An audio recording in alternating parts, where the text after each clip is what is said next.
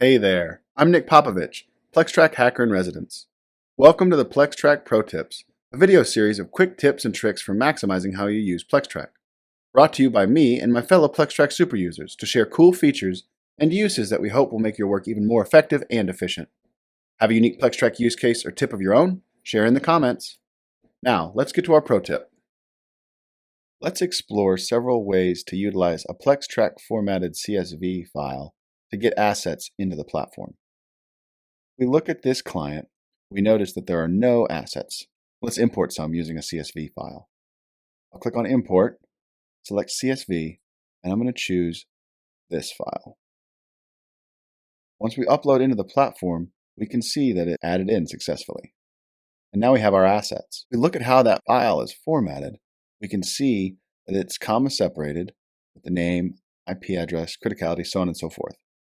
It's important to remember that the most important part about the CSV file that PlexTrac accepts is the header row. Let's look at importing another file with only the IP addresses that we want to add to this client. If we look at the second file, we see the same header row, but we see only IP addresses. Perhaps this is the output of some automated tool or discovery, or you just want to copy and paste from a list of IPs and get it into the platform. We'll import assets, select CSV, and select that second file. We see the assets have imported successfully. Now let's look at a way to add assets directly to a finding.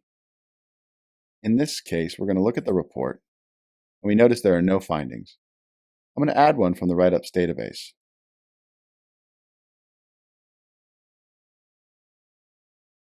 Now, I'm going to look at this finding. Under affected assets, rather than add assets that I've already established, I'm going to import multiple assets. Perhaps there's a list of hosts that are affected by the same finding, and we want to add them all at once. We can do that. We're going to use a third file just to continue demonstrating that the header row is the most important part. We have a mix of IP addresses and names in the next sections.